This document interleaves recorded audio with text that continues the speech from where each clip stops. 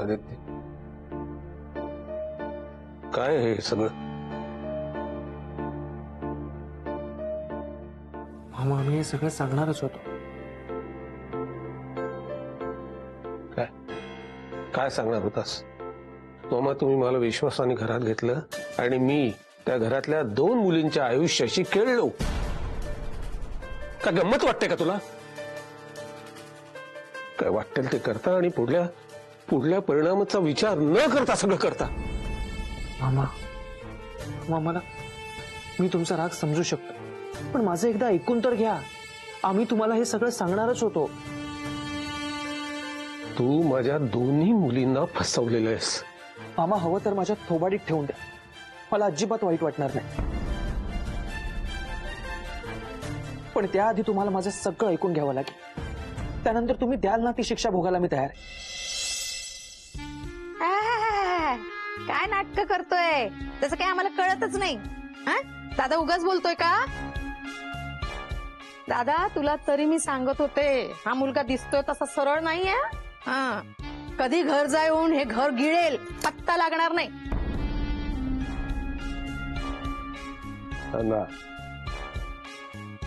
आनंद थांब. आदित्य असा मुलगा नाहीये, तो कुणालाही फसवणार नाहीये, मी खात्री देतो.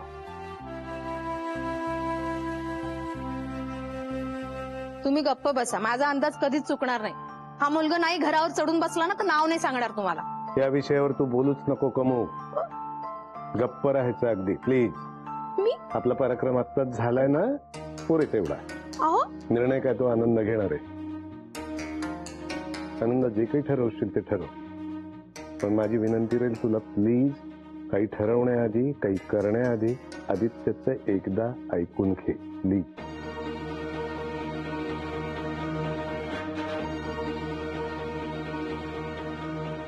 तुला वाटतंय तसं नाहीये ग मधुरा. मला वाटतं तसं काही नाहीये. मग मगाशी जेव्हा आदित्य बोलत होता तेव्हा त्याला थांबवलं का नाहीस तू? गप्प बसून ऐकत का होतीस? तुला आवडत असणार, छान वाटत असणार. आदित्य मी तुझं नाव घेतलं ना, मीरावर माझं प्रेम आहे, मीराशी मला लग्न करायचंय. अगं तो अचानक बोला सगळं, मला नव्हतं माहिती तो असं काही बोलेल. ठीक आहे, तेव्हा नसेल माहित, कदाचित तेव्हा नसेल माहित. पण मग त्या आधी जेव्हा तुला सगळं कळत होतं तेव्हा तू येऊन मला का नाही सांगितलंस ताई? आहे का काय तुझ्याकडे उत्तर ताई? दे ना उत्तर. नाहीये ना, मग निघ आणि पुन्हा माझ्याशी बोलायला येऊ नको. निघ. मधुरा प्लीज असं नको बोलूस ग. मी अरे देवा, चाल लागली आता रडायला. किती नाटकी आहेस ना तू ताई. तुला बरोबर माहितीये तू अशी रडायला लागली की तुला सिंपथी मिळणार आणि मग विलेन कोण ठरणार? मधुरा. पण तुझी ही नाटकं माझ्या समोर चालणार नाही. ओके, निघ आता, निघ.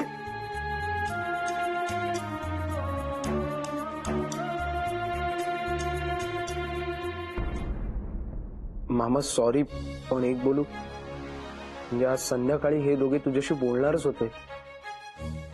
यांनी बोलावं म्हणून मीच कॉलेजचं नाटक वगैरे करून त्यांना घेऊन जाणार होतो. अथर्व खरं बोलतोय मामा. कॉलेजच्या बहाण्याने हे धंदे करतोस काय रे तू? आपण जरा शांत राहूया का प्लीज, किंवा घरीच जाऊया.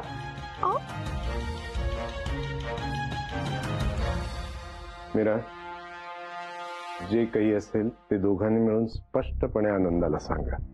काहीला पोलपली नकोय प्लीज. चला, इथं उभे राहून आगीत तेल ओतायची काही गरज नाही. आपण चला, या. चल रे.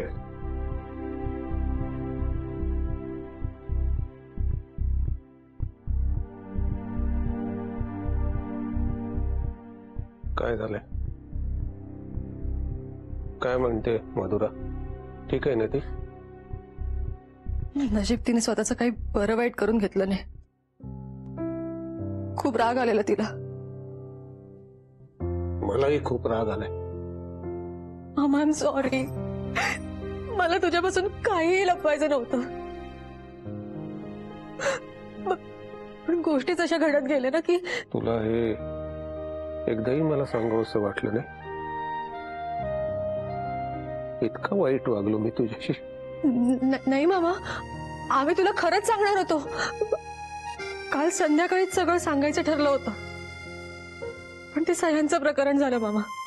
मामा तुझी तब्येतही इतकी बिघडली होती की म्हणून आम्ही थांबलो. त्यानंतर आम्ही ठरवलं की आज संध्याकाळी तुला सांगू, पण त्यानंतर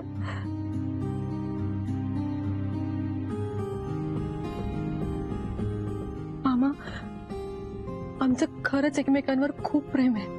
आणि मला सांग, आम्ही तुला सांगितल्यानंतर हा सगळा प्रकार घडला असता तर काय केलं असतं आपण? त्याचा विचार कर ना मामा. बघ ना रे माझ्याकडे.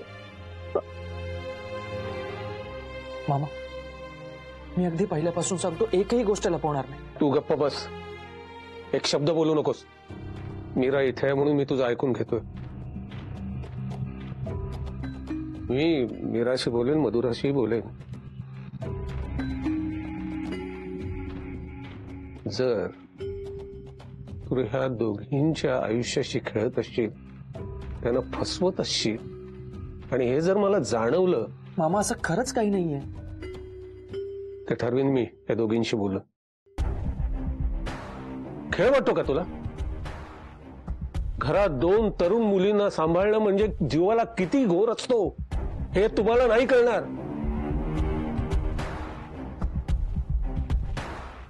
त्यांना इतका जरी त्रास झाला ना तर. मामा या सगळ्यात आदित्यची खरंच काहीही चूक नाहीये. अरे त्याने एकही गोष्ट लपवली नाहीये माझ्यापासून. मामा प्लीज ऐकून घ्या आमचं. आम्हाला खरंच तुला सांगायचं होतं. मधुराच्या मनात असे गैरसमज निर्माण होतील आम्हाला खरंच वाटलं नव्हतं रे. मी तिला सांगणार त्याआधीच तिला आदित्यवर प्रेम वाटू लागलं होतं. काय समजणार होते तिला? तिने उगाच गैरसमज करून घेतलाय. मामा प्लीज समजून घेण्याचा प्रयत्न कर. मामा मी बोल. मामा मीरा अगदी खरं सांगते. आम्हाला आधी खरंच माहित नव्हतं की मधुराच्या मनात माझ्याविषयी तसं काही. मिहीर पासून ही सुरुवात झाली. मिहीरसाठी मी तिला अप्रोच झालो होतं. तिला वाटलं की मी माझ्या वतीने तिला असं बोलतोय, म्हणून तिने असा गैरसमज करून घेतला.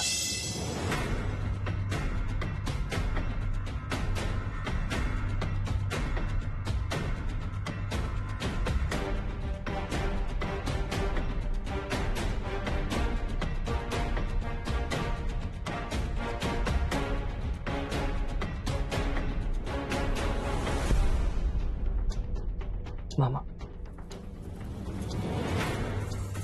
पण मी मधुराला फसवलं नाही. तिचं माझ्यावर प्रेम आहे याची जाणीव आम्हाला सतत होत होती, पण तिच्याशी कसं बोलायचं, तिला कसं समजवायचं हेच आम्हाला कळत नव्हतं, म्हणून आम्ही गप्प होतो. पण तुम्ही मधुराशी बोलल्यावरच काय तो निर्णय घ्या. त्याची आता काही गरज नाही. मी तिच्याशी बोलीन. तिची बाजू ऐकून नाही घेतली तर ती खूप चिडेल माझ्यावर. मामा म्हणजे तुम्ही आम्हाला माफ केलंय. मधुराला कसं शांत करावं हा माझ्या समोर मोठा प्रश्न आहे. बाकी मला काही सुचत नाही. हो मामा बरोबर आहे तुझं. सध्या मधुराने शांत होणं, तिचा राग शांत होणं सगळ्यात जास्त महत्वाचं आहे. हो पण मग करायचं काय? काय नाही, तिच्याशी खोटं बोलायचं. हे घडलंच नाही असं सांगायचं. म्हणजे त्या बायकांना शांत करण्यासाठी आदित्यने हे सांगितलं.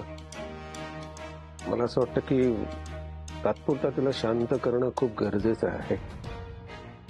बाकी हळूहळू ठरवू काय करायचं ते. मामा पण इथपर्यंत येऊन परत मागे फिरायचं? मामा अरे आतापर्यंत इतकं सगळं लपवलं आपण, त्याचा काय परिणाम झाला पाहिलायस ना.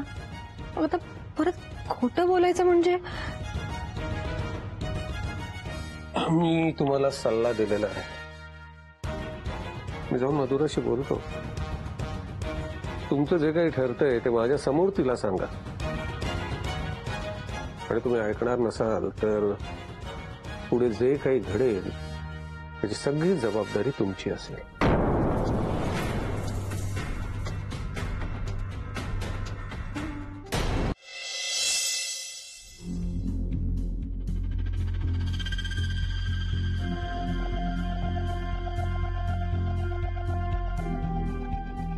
मधुरा, काय आहे? मामा प्लीज, तू आता मला समजवत वगैरे बसू नकोस प्लीज. आदित्य बाहेर जे काही बोलला त्याचा तुला इतका का राग आला? सगळ्यांसमोर असं सगळं बोलण्याची काय गरज होती? ते मला सांग की नक्की तुला कसला राग आलाय? म्हणजे आदित्य बाहेर बोलला त्याचा की मीराचं नाव घेतलं त्याचं?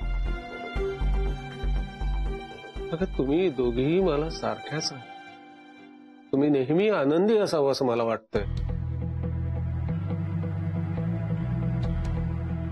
आता मला खरं सांग, तुझ्या मनात नेमकं काय चाललंय? प्रेम माझ्यावर करतो आणि मग मीरा त्याशी लग्न करेन असं का म्हणाला तो? तो तुझ्यावर प्रेम करतो हे त्याने तुला सांगितलंय? सांगायची काय गरज आहे? तो वागतोच तसा.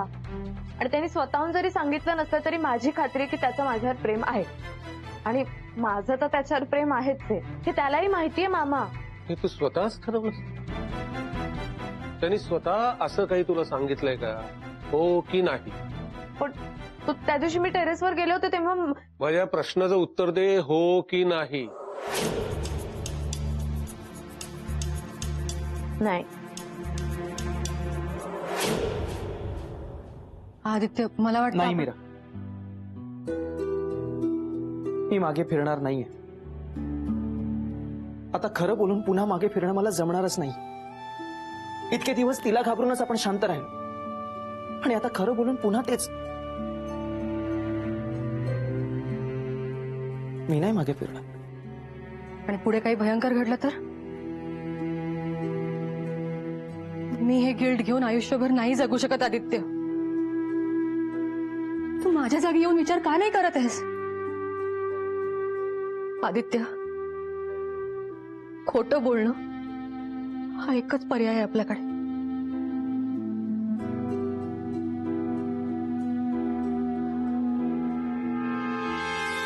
पण मग त्याचं आणि ताईचं जे नातं त्याचं काय?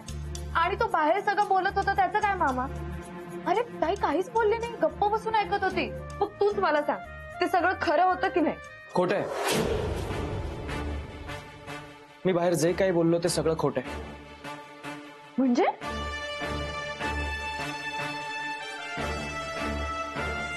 त्या बायकांना शांत करण्यासाठी आणि तुझी आणि मीराची बदनामी होऊ नये म्हणून मी तसं म्हटलं होतं. त्यांनी मला तसं सांगितलंय. आता तुझी बाजू काय हे जाणून घेण्यासाठी मी इथे आलो.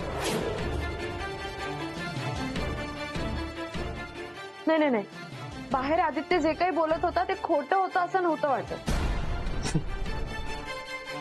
परफेक्ट केलं ना मी?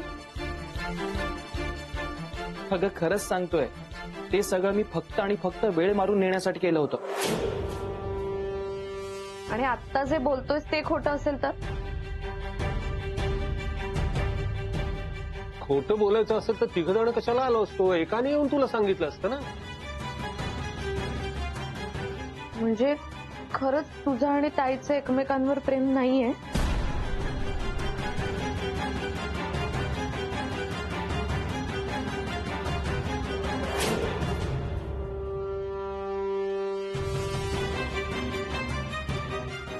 नाही, मी बाहेर जे काही बोललो ते सगळं खोटं होतं. बाळा, तुझ्याशी खोटं बोलून तुला दुखवून आम्हाला काय मिळणार आहे? तू आमच्यावर विश्वास ठेव. हा राग सोड. उद्या आपल्याकडे गणपती येणार, घरात सण आहे. चला कामाला लागूया. गणपतीचं स्वागत हसून करूया. हं? मामा, उद्या सण आहे म्हणून तुम्ही सगळेजण सावरून घेता ना हे? तुला विश्वास ठेवायचाच नाहीये का? ठीक, मी आत्तापुरता विचार सोडतो. भरपूर काम आहेत. चला चला चला कामाला लागा चला.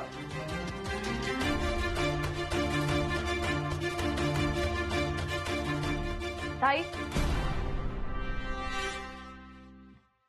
तू नाही म्हणलीस की आदित्य जे बोलत होता ते खोटं होतं म्हणून? ते खोटं होतं. आमच्यात तसं काहीही नाही.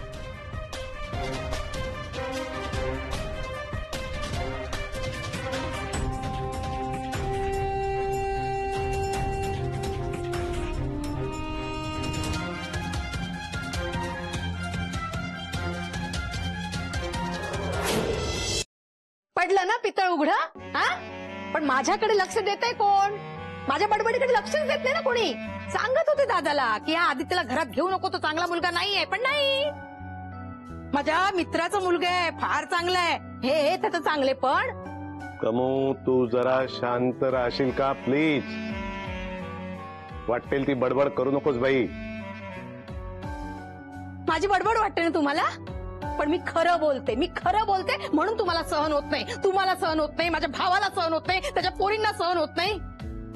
बोलणाऱ्याचं तोंड दिसतं हो, पण काही जण न बोलता सुद्धा आपला कार्यभाग साध्य करतात. लावली ना दोन बहिणींमध्ये भांडणं? हा, लावली की नाही? बोला ना आता बोला ना, बोला. झाली, पण त्याचा दोष आदित्यला देता येणार नाही. परिस्थितीच तशी आली असणार. आदित्य आणि मीरा हे दोघेही त्यातले नाहीये. हो बाबा, बरोबर आहे तुमचं बोलणं. तुला रे काय माहिती? हो बाबा, मला सगळं माहिती आहे. हा, म्हणजे आदित्य दादांनीच मला सगळं सांगितलं. अरे, इनफॅक्ट आदित्य दादाचं आणि मीराताईचं एकमेकांवरती प्रेम आहे हे सुद्धा मला माहिती आहे. मधुराताईने स्वतःचा असा समज करून घेतलाय की आदित्य दादाचं तिच्यावरती प्रेम आहे म्हणून. अरे हे बरोबर, हे असंच झालं असणार. मधुराला काय आज ओळखतो का आपण? हो ना, आणि खरं तर मधुराताईला आदित्य दादा आवडतो हे सगळं सुद्धा मला आत्ताच कळलंय. तुला काय एवढी अक्कल रे? प्रेम म्हणे असलं काय? प्रेम कशाशी खातात हे ज्यांना अजिबात माहिती नाही त्यांनी या विषयावर न बोललेलंच बरं, नाही का? हो बाबा, बरोबर आहे. म्हणजे दादा आणि ताई मुद्दामून असं नाही वागणार. हा, आता तू शिकव मला. गधड, तुझ्यासाठी जीव तुटतो माझा आणि तू थोडा वेळ शांत बस. का शांत बसू? आ? उद्या हा मुलगा आपल्याला रस्त्यावर आणणारच आहे, पण माझ्या दादाला सुद्धा घराबाहेर काढणार आहे. हो, खरं बोलते मी नाही घाबरत कोणाला. मावशी, अगदी बरोबर बोलताय तू. खरं बोलणाऱ्याला कधीच कोणाची भीती नसते. आणि मी खरा आहे की खोटा हे स्पष्टीकरण देण्याची मला अजिबात गरज वाटत नाही. आदित्य, एक रिक्वेस्ट आहे तुला, तू हिचं बोलणं मनावर घेऊ नकोस. नाही काका, मावशी बोलतायत म्हणून नाही, पण माझीही काही तत्व आहे. मला जरासा वेळ हवाय.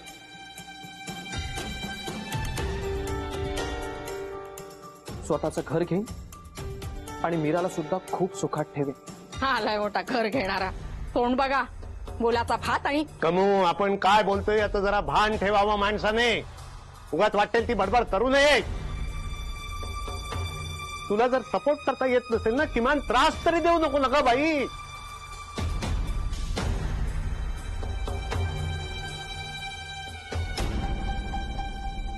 आदित्य, तू कमू बोलते त्याच्याकडे लक्ष देत जाऊ नको. तिला हे असलं काहीतरी बोलायची सवय आहे, तुला माहिती आहे.